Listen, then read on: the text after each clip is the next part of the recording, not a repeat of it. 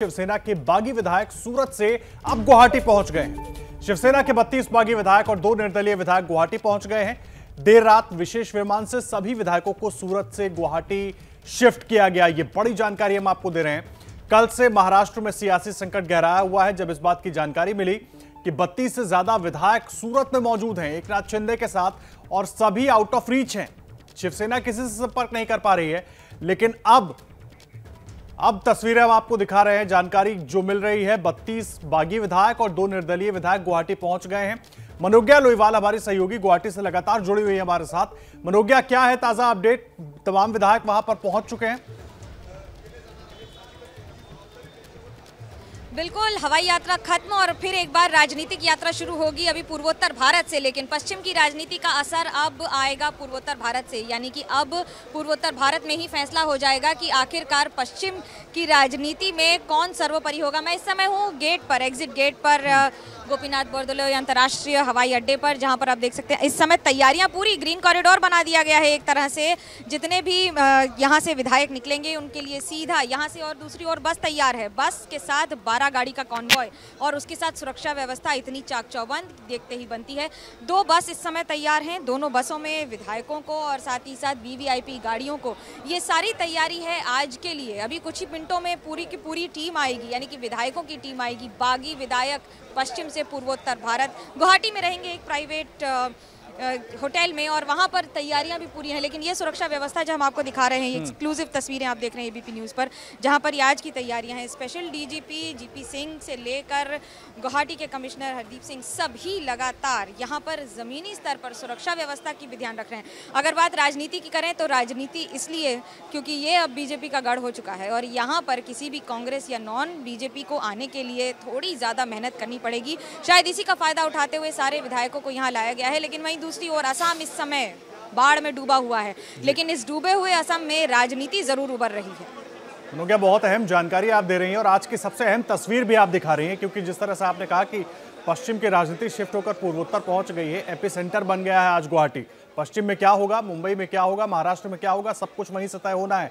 मैं ये जानना चाहूंगा, सुरक्षा व्यवस्था तो आप दिखा रही हैं, इंतजाम सब आप बता रही हैं, बीजेपी के कुछ नेता वहां पर नजर आ रहे हैं क्या? क्योंकि 32 विधायक वहां पर पहुंचे हैं, 2 निर्दलीय विधायक पहुंचे हैं, उनको रिसीव करने कहां पर लेकर जाएंगे, किस तरह की व्यवस्था की गई है? कुछ और लोग दिख रहे हैं वहां पर?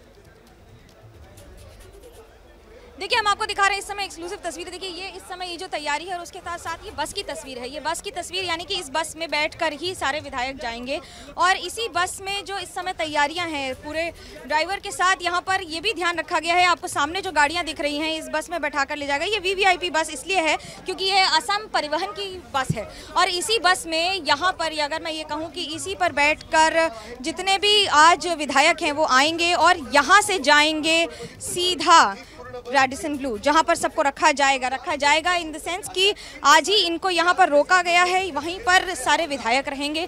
और उसके साथ साथ आज ये तस्वीरें क्यों महत्वपूर्ण हैं?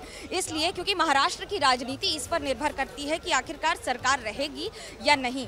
कितने आंकड़े, क्या मैजिक आंकड़ा छू पाएगी बीजेपी, या फिर अगाड़ी सरकार इसको आगे बढ़ा पाएगी और उस पर टिक पाएगी? और उसके साथ साथ आज यहाँ की सुरक्षा व्यवस्था गाड़ियों के साथ, यहाँ पर एक और जहाँ पर पुलिस की तैनाती है, तो वहीं ओसी से लेकर डीजीपी तक सभी तैनात हैं। आप समझ सकते हैं कि यहाँ पर भले ही बीजेपी नेताओं का जमावड़ा ना हो, लेकिन पुलिस की सुरक्षा व्यवस्था अपने आप में ये बता रही है कि सरकार किस तरह से, असम की सरकार इस समय पूरी तरह से तैनात है।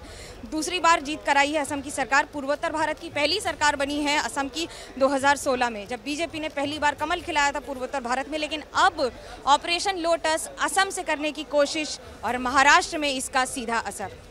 जी मनोज्ञा, जैसा आदर्श ने पूछा था कि क्या वहां पर कोई बीजेपी का नेता अभी तक पहुंचा है, क्योंकि अगर ऑपरेशन कमल की लगातार बातें हो रही हैं तो ये देखने को मिल सकता है कि आज रिसीव करने के लिए बीजेपी के कोई नेता पहुंचे। साथ ही दूसरा सवाल ये कि मुंबई से पुलिस के पहुंचने का भी जो सुगबुगाहट है वो नजर आ रही थी सूरत में, लेकिन क्या वैसी स्थितियां यहां पर भी बन सकती हैं? देखिए, दो बातें हैं। पहला, पुलिस व्यवस्था अपने आप में बता रही है कि सरकार की तौर से स्वागत किया जा रहा है और सरकार की ओर से स्वागत किया जा रहा है। ऐसे में पीयूष हजारिका, जो सबसे ट्रस्टेड मंत्री माने जाते हैं हेमंत बिस्वा शर्मा कैबिनेट में, वो रात भर यहाँ पर लगातार मॉनिटरिंग कर रहे थे। एक बड़ी दिलचस्प बात आपको बता दूं, करीब 54 कमरे बुक किए गए हैं इस होटल में और इन 54 कमरों के साथ साथ और किसी को भी यहाँ पर कमरा बुक करने की अनुमति ही नहीं दी गई है। जिनकी बुकिंग पहले से है वो अगर यहाँ के हैं या स्थानीय हैं तो उनकी भी चेकिंग की जा रही है, ये ध्यान में रखते हुए कि उन्हें अलाउ किया जाएगा कि नहीं होटल में। और ये अगर होटल की सुरक्षा व्यवस्था है तो वहीं दूसरी ओर हेमंत बिस्वा शर्मा खुद आज सुबह होटल की निगरानी करके आए, यानी कि होटल की पूरी एक बार व्यवस्था देख कर आए हैं। सुबह 5 से 6 के बीच में खुद मुख्यमंत्री जाकर चेक करके आए हैं होटल की व्यवस्था को और उसके साथ साथ यहाँ पर जो सारे विधायक आ रहे हैं। ये बड़ा शक्ति प्रदर्शन है। 1 दिन, 2 दिन, 4 दिन, कितने दिन रहना पड़ेगा ये किसी को नहीं पता है, लेकिन यहीं इसी शक्ति प्रदर्शन के जरिए पार्टी अपनी बात, इस समय महाराष्ट्र की बात असम यानी कि गुवाहाटी की जमीन से रख देगी। और आज बहुत आध्यात्मिक महत्व भी है आज के दिन का, क्योंकि आज से अंबुबाची मेला शुरू हो रहा है, यानी कि मां कामाख्या के पट बंद हो जाएंगे, लेकिन राजनीति के दरवाजे आज असम में खुल रहे हैं। मनोज्ञा, इतना वक्त क्यों लग रहा है विधायकों को बाहर आने में? क्योंकि जो जानकारी मिल रही थी अब से कुछ देर पहले उनका प्लेन वहां पर लैंड हो चुका है, इतना ज्यादा वक्त क्यों लग रहा है? इंतजाम बाहर पूरा है जिस तरह से आप तस्वीरें दिखा रहे हैं?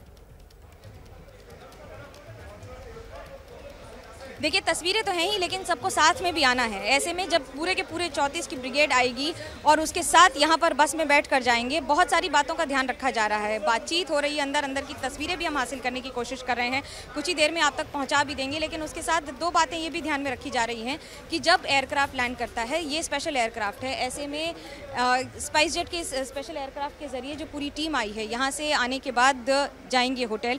लेकिन कुछ मिनट, क्योंकि करीब 6:30 के आसपास फ्लाइट लैंड की है, 20 से 30 के बीच में फ्लाइट लैंड की है और उसके बाद सब निकलेंगे। तो अभी 10 मिनट का ही समय हुआ है और एयरक्राफ्ट में कितना भी वीवीआईपी क्यों ना हो, कम से कम 10 से 20 मिनट लगता है किसी भी व्यक्ति को बाहर आने में। मनोज्ञा, बहुत महत्वपूर्ण हो जाता है क्योंकि जिस तरीके से पहले सूरत में विधायकों को रखा गया, अब गुवाहाटी शिफ्ट किया गया है। गुवाहाटी शिफ्ट करने की बड़ी वजह क्या हो सकती है? बड़ी वजह जो सबसे पहले समझ में आती है, ताकि महाराष्ट्र से कांग्रेस के नेताओं का वहां पहुंचने में थोड़ी उनको वक्त लगे और तब तक जो इधर अपनी पूरी तैयारी करनी है वो तैयारी पूरी हो जाए। इसके पीछे ऑपरेशन लोटस का जिक्र आप भी कर रही हैं। ये सब कुछ देखकर लगता है कि तैयारी बहुत लंबे वक्त से चल रही थी और बहुत लंबे वक्त से ये तमाम विधायक कहीं ना कहीं संपर्क में थे। देखिए, 2 बातें हैं इसमें, क्योंकि भूपेंद्र यादव की बड़ी भूमिका है और वो पूर्वोत्तर भारत भी देखते हैं, तो ऐसे में उनको अपनी ताकत, पार्टी की ताकत और पार्टी के नेताओं की ताकत के बारे में बखूबी अंदाजा है। इसमें 2 बातें फिर से एक बार आती हैं। पहली बात ये कि मुख्यमंत्री हेमंत बिस्वा शर्मा का जो दबदबा है पूरे पूर्वोत्तर भारत में, वो सबको पता है। उन्होंने इस बार जो चुनाव लड़कर जीता है और इस बार अपनी मुखिया की कुर्सी भी तय कर ली, वो भी देखा है। लेकिन इसमें सबसे महत्वपूर्ण बात ये आती है कि बीजेपी को ये भरोसा है कि इस इलाके में बाकी पार्टियों के लिए आना, यहाँ पर पहुंचना या फिर लोगों से मुलाकात करना बहुत ज़्यादा आसान नहीं होगा और इसी मुश्किल को और ज़्यादा कठिन बनाने का प्रयास किया जा रहा है राजनीतिक तौर पर। ऐसा नहीं है कि एनसीपी का यहाँ वर्चस्व नहीं रहा है, पीए संगमा यहाँ से एनसीपी के रहे हैं, लेकिन अब एनसीपी का वर्चस्व और पहचान पहले जैसी पूर्वोत्तर भारत में नहीं है। ऐसे संगमा परिवार जब अलग हो गया है, उसी तरह से एनसीपी और कांग्रेस भी बिफरती चली जा रही है और बिखरती चली जा रही है।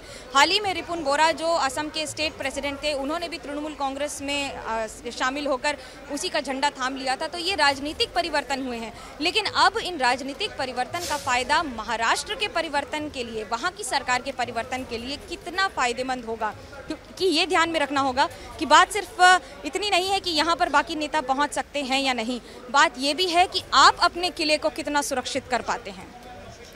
बिल्कुल, और इसी के लिए सभी की निगाहें असम की हर हलचल पर टिकी रहेगी। इसके अलावा मनोज्ञा, अगर बात करें, आपने जिस तरह जिक्र किया कि काफ़ी चुनौतियों का सामना करना पड़ेगा, जिस तरह से ज्योग्राफिकल कंडीशंस है गुवाहाटी की, लेकिन अगर वहां से मुंबई से कोशिश होती है या दिल्ली से कोशिश होती है कि एनसीपी के या शिवसेना के कुछ विधायक यहाँ पहुँचते हैं, बात करने की कोशिश की जाती है, तो किस तरह से उनकी जो चुनौतियाँ हैं और बढ़ जाएंगी यहाँ पर? मुश्किलें 2 बातों के लिए बढ़ेंगी। एक तो फ्लाइट कनेक्टिविटी, यानी कि एयरपोर्ट पर पूरा कंट्रोल कि कौन आ रहा है, कौन जा रहा है। ये पैसेंजर लिस्ट सरकार के पास बहुत इजीली अवेलेबल होती है, वो किसी भी सरकार के लिए होती है, ऐसा नहीं है कि वो असम के लिए है।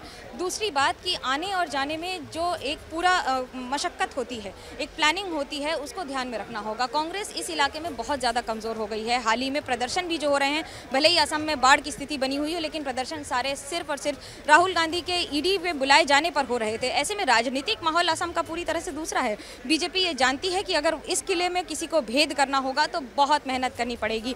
और अभी हाल ही में हम आपको दिखा रहे हैं चहल पहल शुरू हो रही है, तो हो सकता है कि अभी नेताओं का भी आना सिलसिला शुरू हो जाए। लेकिन आज की बात, अगर हम आज की बात करें तो गुवाहाटी पूर्वोत्तर भारत क्यों, उसके सबसे महत्वपूर्ण कारण बीजेपी अपने किले को पहचानती है।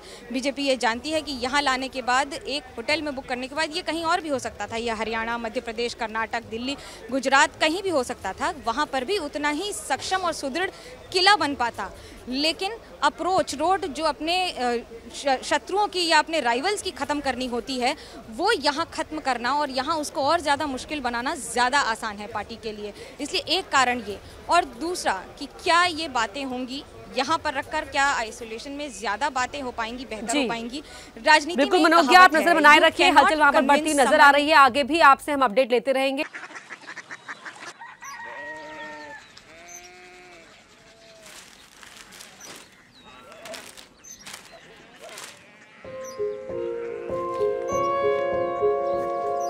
बाबा बाबा Korea city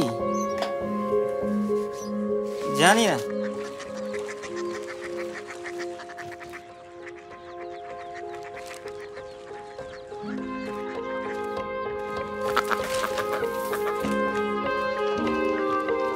Korea city.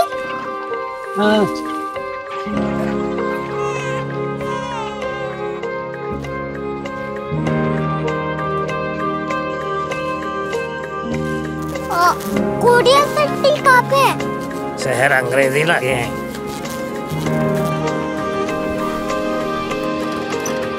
Korea city.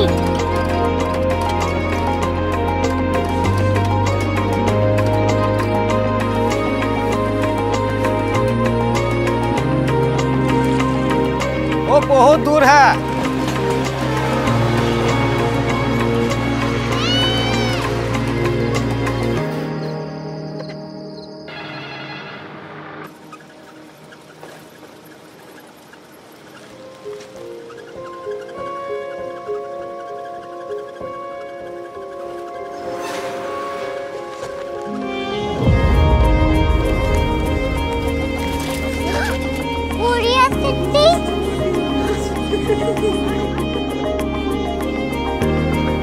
दुनिया को कुछ लोग बड़े होते हैं। कोरिया सिटी कहाँ है? प्रोफेसर साहब को पता होगा। हो, ये छोटा वाला ग्लोब लगता है और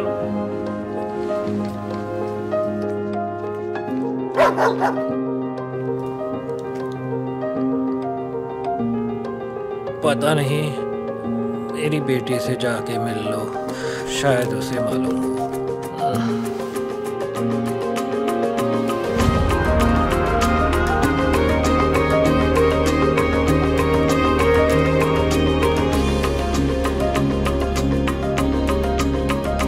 हाय, बाबा ने भेजा है। Come here. Korea city. Korea city नहीं, क्यूरियोसिटी। वो क्या? That's what brought you here? जो तुम्हें यहाँ तक ले आया। क्यूरियोसिटी।